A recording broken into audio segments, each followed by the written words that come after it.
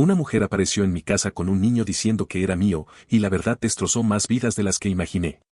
Nunca pensé que mi vida iba a convertirse en algo que la gente comentara como si fuera una serie mal escrita. Si hoy puedo contarlo es porque tengo a Laura a mi lado, recordándome que documente todo, que respire y que no me hunda en la rabia. No necesito consejos matrimoniales ni legales, en eso estoy cubierto. Pero sí necesito sacar esto de mi cabeza, ponerlo en orden y dejarlo por escrito. Todo empezó mucho antes de que me casara. Mucho antes de esta casa, de este trabajo y de la tranquilidad que, por un momento, pensé que por fin había alcanzado. Hace unos 7 años estuve en una relación con Valeria. Nos conocimos en la universidad y, sin darnos cuenta, pasamos casi 6 años juntos. Desde afuera, la gente pensaba que éramos la pareja perfecta. Siempre juntos, siempre sonrientes. Nadie veía lo que pasaba cuando no había testigos. Valeria tenía una forma muy precisa de hacerme sentir pequeño. Nunca era suficiente. Siempre había alguien mejor que yo, el novio exitoso de alguna amiga, el tipo que ganaba más, el que viajaba más, el que podía pagar cosas que yo no. Cuando conseguí mi primer trabajo formal después de graduarme, estaba orgulloso. Ganaba lo normal para alguien que empezaba. Para ella, eso no significaba nada. Quería cosas caras todo el tiempo. No era un gusto ocasional, era una prueba constante. Recuerdo perfectamente el día del bolso. Estábamos caminando por una tienda y vio uno de diseñador. Me dijo, sin rodeos, que si de verdad la quería, se lo compraría. Costaba casi $3,000. Yo ganaba alrededor de 45,000 al año. No hacía falta ser un genio para entender que eso no cuadraba. Le dije que no podía, que no tenía sentido. Me respondió que entonces no la quería lo suficiente. Que otras mujeres no tenían que rogar. Sacó la amenaza de siempre, si no lo hacía, se iría. Yo era joven, ingenuo y estaba convencido de que perderla sería peor que vaciar mis ahorros. Así que lo compré. Eso no fue una excepción. Fue la norma durante años. Cada desacuerdo terminaba igual. O cedía o ella amenazaba con irse. Mis amigos empezaron a decirme que me veía agotado. Mis padres me preguntaban si estaba bien. Yo mentía. No sabía cómo explicar que estaba atrapado en una relación donde siempre debía demostrar que merecía quedarme. El golpe final llegó cuando descubrí que me engañaba. No fue con una persona. Fueron varias. Encontré mensajes con al menos 8 hombres distintos. Algunos de esos intercambios llevaban años. Cuando la enfrenté y le dije que se había terminado, no pidió perdón. Me dijo que si yo hubiera sido un mejor novio, no habría tenido que buscar en otro lado. Que yo era estable, nada más. Que me había hecho un favor quedándose conmigo. Enumeró, uno por uno, todos mis defectos. Todo lo que, según ella, no había estado a la altura de sus estándares. Esa misma noche metí mis cosas en el coche. No miré atrás. La bloqueé de todas partes, cambié de trabajo y me mudé de ciudad. Necesitaba desaparecer de esa versión de mí mismo. Lo que no sabía entonces es que, justo antes de irme, cometería un error que años después regresaría a destruir la calma que tanto me costó construir. Antes de irme definitivamente de la ciudad, cometí una estupidez. No hay otra forma de llamarla, por más vueltas que le dé. Valeria tenía una amiga, Marina. La conocía desde hacía años, siempre estuvo cerca, siempre observando. Después de que terminé con Valeria, Marina se puso en contacto conmigo. Me dijo que siempre había pensado que Valeria me trataba mal, que yo merecía algo mejor. Quedamos para tomar algo. Solo eso, o al menos eso me repetí. Yo estaba roto, lleno de rabia y cansancio. Ella no dejó de coquetear conmigo en toda la noche. Hubo alcohol, demasiadas palabras que no recuerdo bien y una sensación constante de querer demostrarme a mí mismo que no era el hombre inútil que Valeria decía que era. Terminamos acostándonos. Fue una sola vez. 3 días después me fui de la ciudad y no volví a hablar con Marina.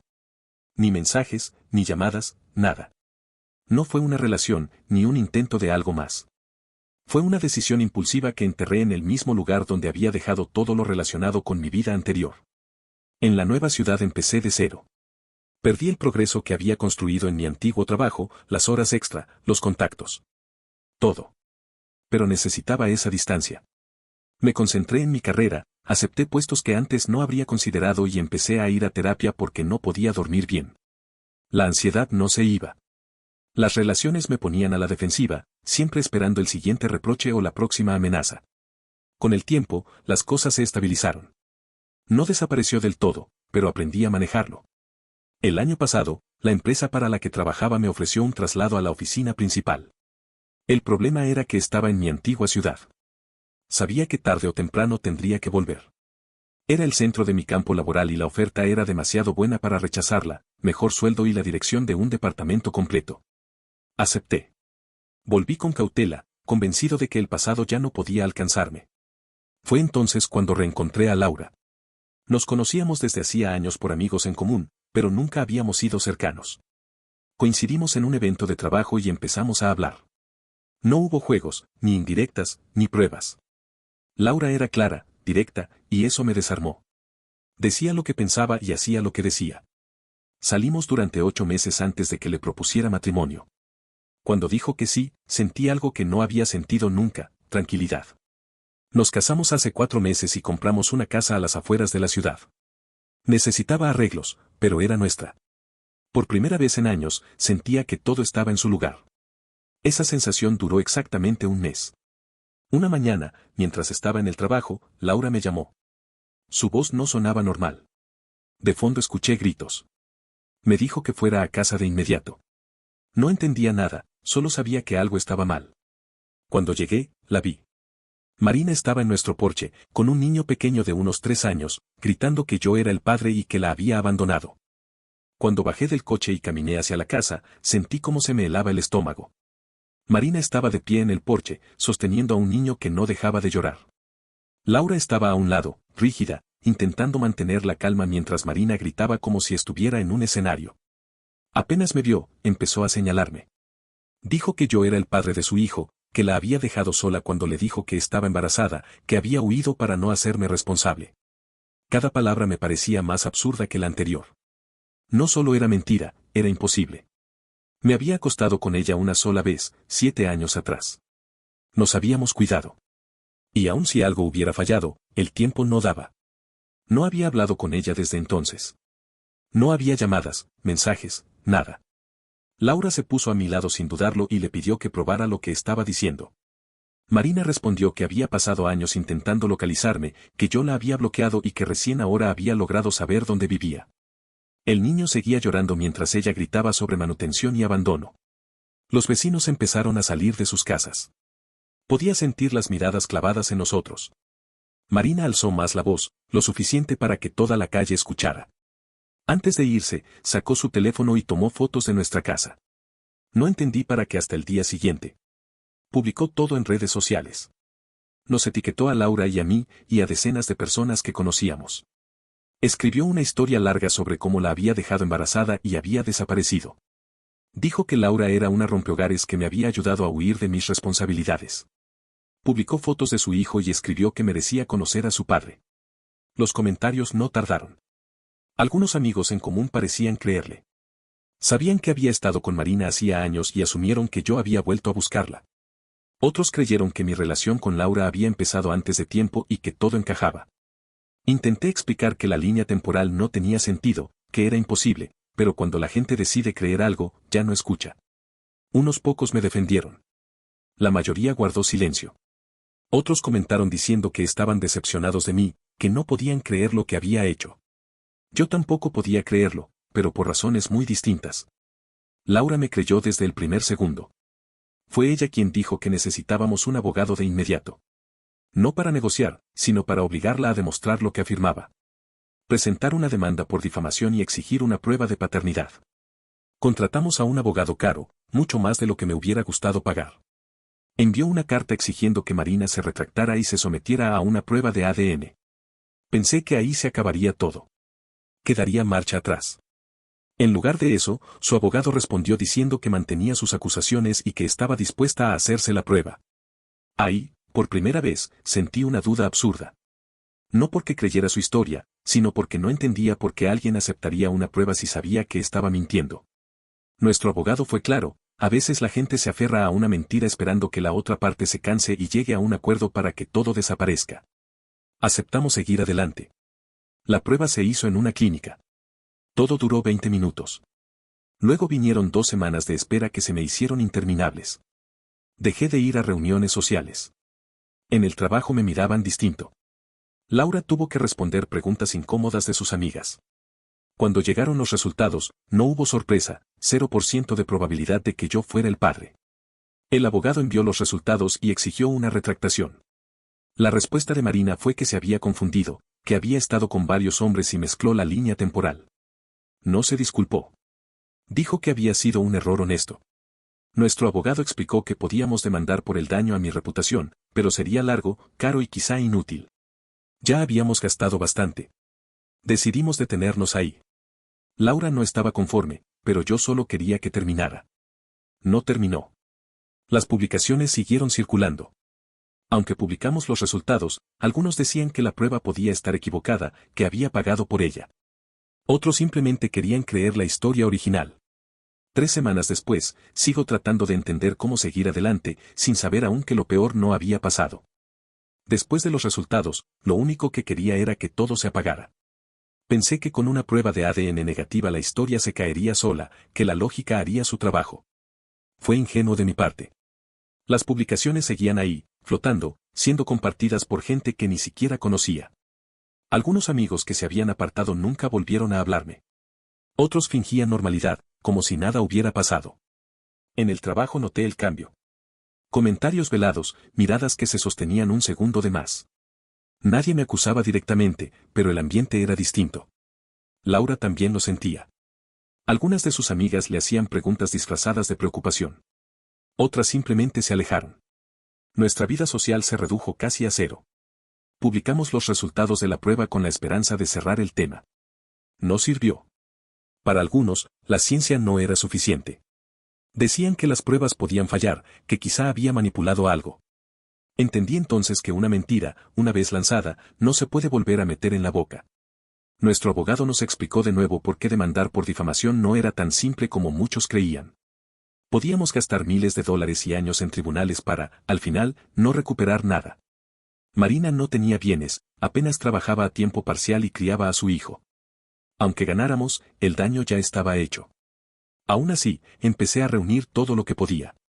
Capturas de pantalla, mensajes, fechas, cualquier cosa que sirviera si más adelante decidíamos seguir. Laura insistía en que no bajáramos la guardia. Yo estaba cansado, pero sabía que tenía razón.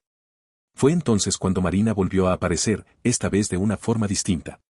Recibí una solicitud de mensaje de una cuenta que no reconocía. Era ella. El mensaje era corto, decía que necesitaba hablar conmigo de algo importante y preguntaba si podíamos vernos. No respondí. No tenía nada que decirle. 3 días después llegó otro mensaje. Decía que iba a publicar algo y que quería avisarme antes. Esa frase me encendió todas las alarmas. Pensé que se avecinaba otra ronda de acusaciones, algo peor. Se lo mostré a Laura y acordamos guardar capturas y avisar al abogado. No imaginaba lo que vendría. Horas después, Marina publicó una confesión larga. Esta vez no era para acusarme, sino para contar la verdad. Dijo que alguien le había pagado $20,000 para fingir que yo era el padre de su hijo. Que todo había sido un plan para causar el mayor daño posible a mi matrimonio. La persona que la había pagado era Valeria. Según Marina, Valeria la contactó meses antes, sabiendo que ella y yo habíamos estado juntos después de la ruptura. Le dio instrucciones precisas, esperar hasta después de mi boda, presentarse en nuestra casa, hacer una escena frente a los vecinos y publicar todo en redes etiquetando a la mayor cantidad de personas posible. Incluso la ayudó a escribir la publicación. Marina admitió que aceptó someterse a la prueba de paternidad porque Valeria le prometió $10,000 más y seguía con la mentira hasta el final. Pensaban que cederíamos antes. Cuando no lo hicimos y la prueba salió negativa, Valeria igual le pagó el dinero prometido. La publicación explotó. Gente que antes me había atacado empezó a pedir disculpas. Otros se volcaron contra Valeria. Yo no sentí alivio, solo una mezcla de rabia y cansancio. Llamé a nuestro abogado ese mismo día y le dije que esta vez sí, íbamos a demandar. La confesión de Marina se esparció más rápido que la acusación original. Comentarios nuevos aparecían cada minuto, algunos pidiendo explicaciones, otros disculpándose, muchos simplemente disfrutando del espectáculo. Yo no respondí a nadie. No tenía interés en limpiar mi nombre frente a personas que habían decidido condenarme sin escuchar. Ese mismo día, Valeria empezó a intentar contactarme. Primero fue un correo breve diciendo que todo lo que Marina había publicado era mentira, que ella no tenía nada que ver con nada. Lo reenvié al abogado y no contesté. 2 días después llegó otro correo, muy distinto.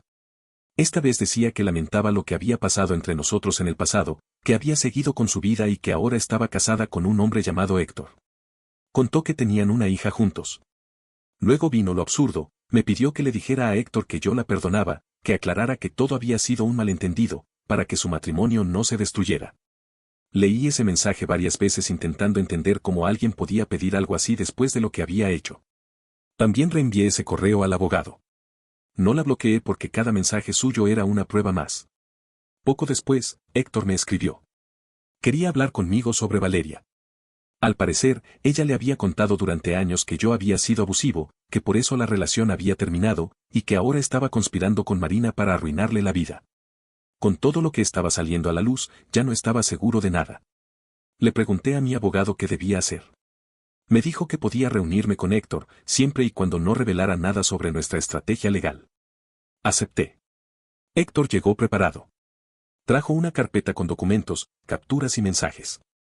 Me dijo que solo quería la verdad de lo que había pasado entre Valeria y yo. Se la conté sin adornos. Mientras hablaba, su expresión se fue apagando. Había ido pensando que su esposa estaba siendo víctima de una ex obsesionada. Salió entendiendo que había estado casado con alguien que mentía con demasiada facilidad. Me contó que Valeria también le había sido infiel a él, que Marina no había sido la única. Que ahora dudaba de todo, incluso de la paternidad de su hija. Dijo que iba a pedir el divorcio. Que la casa era de su propiedad porque la había comprado antes de casarse. También iba a solicitar una prueba de ADN. Salí de esa reunión con una sensación extraña. No era satisfacción, pero tampoco culpa. Coordinamos mantenernos en contacto por si necesitaba mi testimonio. Mientras tanto, nuestro abogado avanzaba con las demandas. Por primera vez desde que todo empezó, sentí que la verdad ya no dependía solo de mí. Las semanas siguientes fueron una mezcla extraña de silencio y movimiento. Por un lado, Laura y yo intentábamos retomar una vida normal, aunque sabíamos que nada volvería a ser exactamente igual. Por el otro, todo avanzaba en segundo plano, con abogados, correos y llamadas que parecían no terminar nunca. Héctor siguió adelante con el divorcio. Me avisó unas semanas después de nuestra reunión que ya había notificado legalmente a Valeria. No lo tomó bien, según él, pero eso dejó de ser mi problema. La casa se quedó con él y Valeria tuvo que mudarse. Por lo que supe después, volvió a vivir con sus padres, quienes no estaban precisamente orgullosos de la situación. Héctor y yo mantuvimos contacto esporádico. No éramos amigos, pero compartíamos algo difícil de explicar, ambos habíamos sido engañados por la misma persona. La prueba de ADN confirmó que su hija sí era de él, lo que al menos le dio algo de estabilidad en medio del desastre. El acuerdo de custodia fue temporal al principio, pero su abogado estaba convencido de que obtendría la custodia principal. Nuestra demanda contra Valeria avanzaba con fuerza. La confesión detallada de Marina, las transferencias bancarias y los mensajes no dejaban mucho margen para la defensa. El abogado de Valeria intentó justificar los pagos diciendo que eran por otros motivos, pero nadie se lo creyó. Nuestro abogado nos explicó que lo más probable era que Valeria buscara un acuerdo para evitar que todo se hiciera público en un juicio. La demanda contra Marina era más complicada. No tenía bienes, apenas ingresos. Laura pensó en retirarla. Yo no quise. No por el dinero, sino porque quería que quedara constancia legal de lo que había hecho. No quería que pudiera repetir algo así sin consecuencias. Valeria siguió enviando correos. En uno de ellos dijo que siempre me había amado, que todo lo que hizo fue por celos de mi esposa, que si yo la hubiera esperado, podríamos haber sido felices. Ese mensaje me dio más asco que rabia. Nuestro abogado dijo que ayudaba al caso, porque mostraba conciencia de culpa. Después de que la confesión de Marina se hiciera pública, empezaron a aparecer más personas. Al menos 4 hombres me contactaron diciendo que habían estado con Valeria mientras ella y yo seguíamos juntos. Todos decían lo mismo, ella les aseguró que estaba soltera. No me sorprendió, pero confirmó todo. Mientras tanto, Valeria intentó detener el divorcio. Le envió mensajes a Héctor pidiéndole perdón, suplicándole otra oportunidad. En uno de esos mensajes, llegó a decir que todo esto era una venganza porque yo la había abusado y él lo había interpretado como una infidelidad. Su abogado le pidió que no respondiera. El nuestro nos dijo que pronto habría una oferta de acuerdo. Laura y yo ya habíamos decidido qué haríamos con ese dinero, si llegaba. No se trataba de enriquecernos. Queríamos cerrar esta etapa y seguir adelante. La oferta de acuerdo llegó antes de lo que esperábamos. 2 meses después, la abogada de Valeria contactó a nuestro abogado con una propuesta clara, $45,000, una disculpa escrita y una retractación formal de todas las declaraciones que hubiera hecho sobre mí. Nuestro abogado nos explicó que podíamos intentar presionar por más, pero que el proceso podía alargarse un año o más. Laura y yo lo hablamos con calma. No queríamos seguir atados a esto eternamente. Aceptamos. La disculpa escrita fue exactamente lo que imaginé, fría, medida, sin emoción real. Admitía que había pagado a Marina para hacer acusaciones falsas. Aclaraba que yo nunca fui abusivo ni infiel durante nuestra relación y que cualquier cosa que hubiera dicho sobre mí, a Héctor o a terceros, no era cierta. Todo quedó registrado legalmente, que era lo que más me importaba. El dinero empezó a destinarse a la casa. Arreglos que habíamos postergado, gastos legales pendientes. Nada extravagante. La demanda contra Marina se resolvió por un monto mucho menor.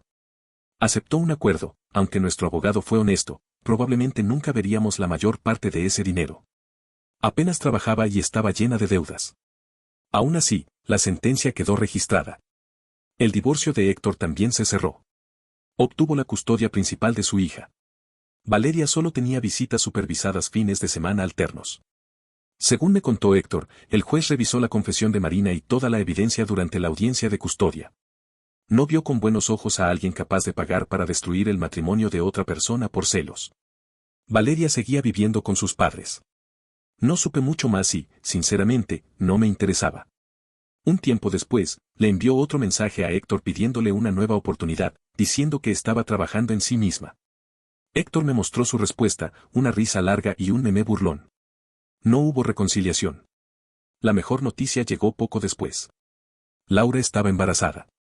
Nos enteramos 6 semanas antes.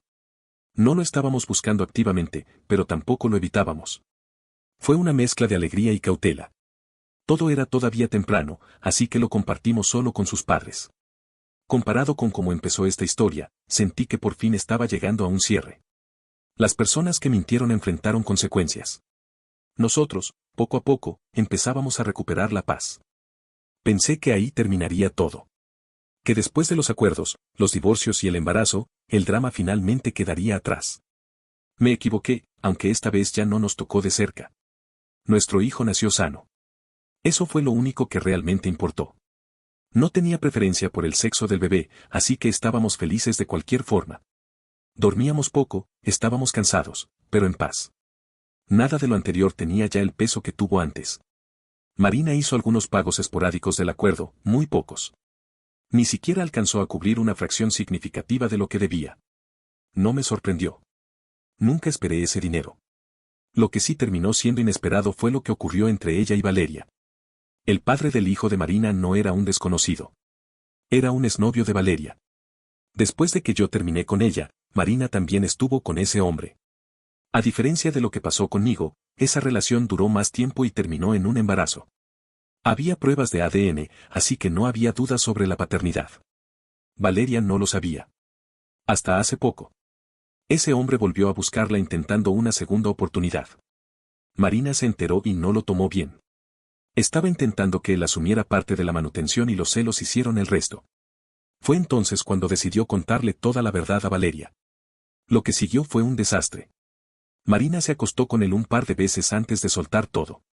Cuando finalmente habló, no solo le dijo quién era el verdadero padre de su hijo, también le confesó todo lo que había hecho por dinero. Hubo una pelea entre ellas, grabada, con insultos, golpes bajos y un espectáculo que prefiero no describir. Mi esposa dijo que parecían dos animales peleando por territorio. Yo solo sentí vergüenza ajena. No tengo contacto con ninguna de las dos y quiero que siga así. Si algo aprendí de todo esto es que el caos se alimenta solo, no necesita ayuda. Nosotros seguimos con nuestra vida. Reformamos la casa, cuidamos a nuestro hijo y dejamos que el pasado se quede donde pertenece. Las mentiras tuvieron consecuencias. No para todos al mismo nivel, pero las tuvieron. Yo me quedo con lo único que importa, una familia, tranquilidad y la certeza de que, aunque el daño fue real, no nos definió. No olvides dejar tu opinión en los comentarios, dejar tu like y compartir este video.